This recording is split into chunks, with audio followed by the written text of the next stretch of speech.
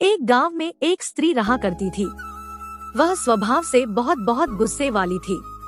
गुस्सा उसकी नाक पर बैठा रहता था। छोटी छोटे बात पर वह तुनक जाती और लोगों को भला बुरा कह देती थी। आस पड़ोस में रहने वाले लोग उससे परेशान थे और उससे बात करने से घबराते थे। घर कैसे अछूता रहता। उसका गुस्सा घर पर कलह का कारण बन चुका था। उस स्त्री को एहसास था कि गुस्सा उसके लिए परेशानी का सबब बनता जा रहा है। अक्सर गुस्सा उतरने के बाद वह पछतावे की आग में जला करती थी, लेकिन गुस्सा नियंत्रण के बाहर होने के कारण स्वयं को लाचार पाती।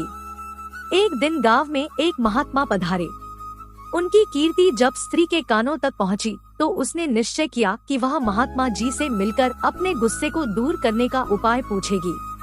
वह महात्मा से मिलने पहुंची और प्रमाण कर बोली, गुरुवर, मैं अपने गुस्से से परेशान हूँ। गुस्से पर काबू ही नहीं रख पाती।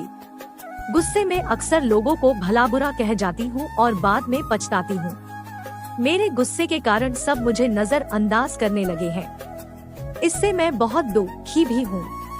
मुझे कोई ऐसी दवा दीजिए कि मैं गुस्सा करना छोड़ दूं। महात्मा ने उसे एक शीशी दी और बोले, पुत्री, इस शीशी में क्रोध दूर करने की दवा है।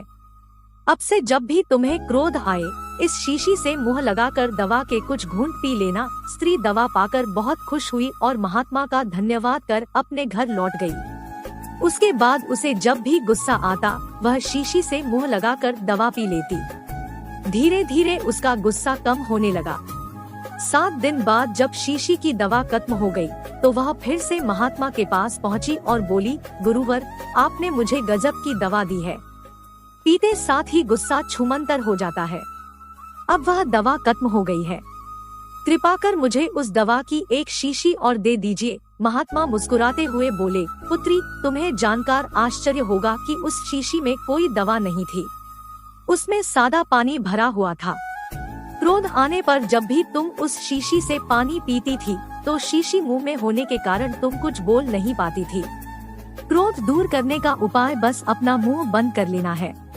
अब से यही किया करो। क्रोध दूर करने का उपाय बस अपना मुंह बंद कर लेना है।